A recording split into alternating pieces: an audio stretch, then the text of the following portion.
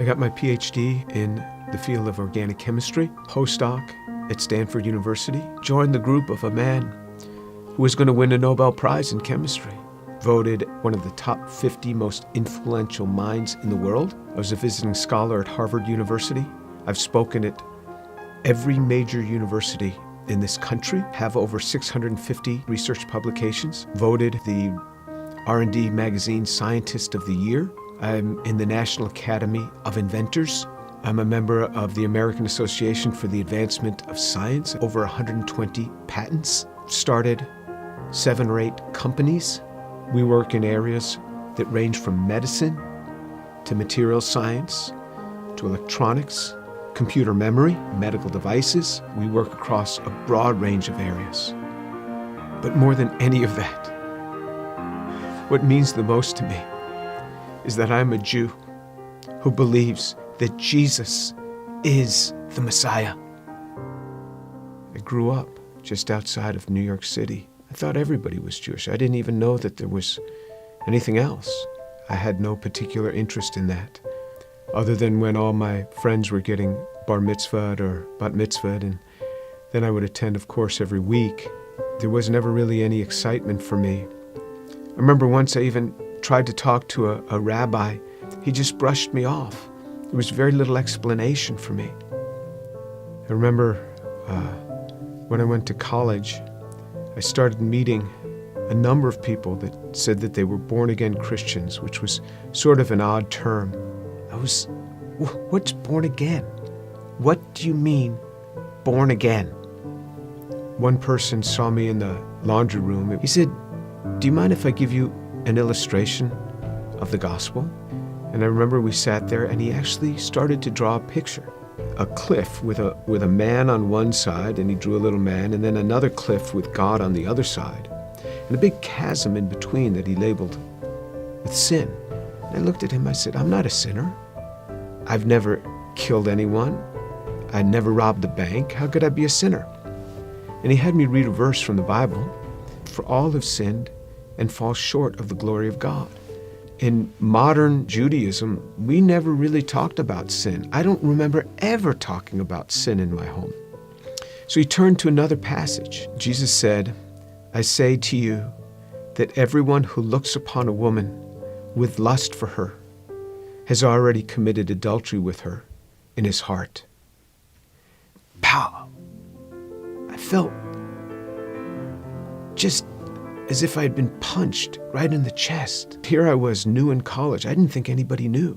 I would pick up these magazines and I became addicted to pornography. It was just through those magazines. And all of a sudden, something that's written in the Bible, somebody who lived 2,000 years ago is calling me out on it. And I felt immediately convicted. And that now I realized I was a sinner. When I read in the scriptures what sin is, then I knew I was a sinner. How am I going to get to God? We Jews know this better than anyone else. Without the shedding of blood, there is no forgiveness of sin. This description in Isaiah 53 of how he will bear upon himself my sin, the things that I had done, and this was him. This was the man that took this upon himself on the cross. The perfect God comes and gives himself for us. He is the one that gives himself for us. I started to realize how Jewish the New Testament is. This book is so Jewish. The New Testament is so Jewish. It's all around Jewish people. And then on November 7th, 1977, I was all alone in my room. The realization that Yeshua is the one who died on the cross. And I said, "Lord, I am a sinner. Please forgive me. Come into my life." And then all of a sudden, someone was in my room. And I opened my eyes. I was on my knees. I opened my eyes. Who's in my room? That man, Jesus Christ, stood in my room. This amazing sense of God. Jesus was in my room and I wasn't scared. All I started doing was just weeping. The presence was so glorious because because he was there in my room on that day. And I didn't want to get up. And this amazing sense of forgiveness just started to come upon me. That was him. Finally, I got up. I didn't know what to do. I didn't know who to tell. Here's this Jewish kid from New York City. What am I going to say?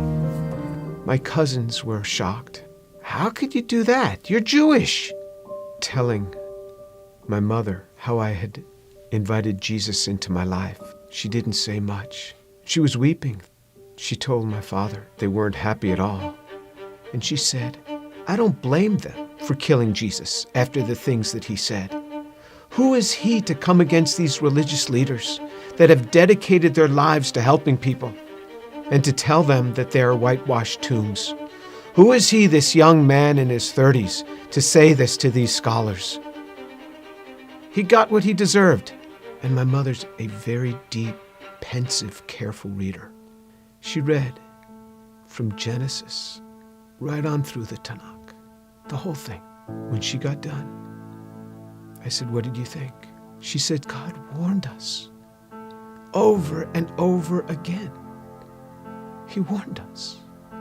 When my daughter was about 15, my mother and father came to visit us. At one point, my mother went into her room for several hours. She came out. She said, quite a young girl you have. She talked to me for a long time. She started reading the Bible again, both the Old and the New Testament. One day, not long after that, she called me on the phone at the age of 72. She said, Jimmy, you wouldn't believe what happened. I said, what happened? She said, I was just reading. And it hit me. It hit me. The way he gave his life. I believe it now. Jesus is the Son of God.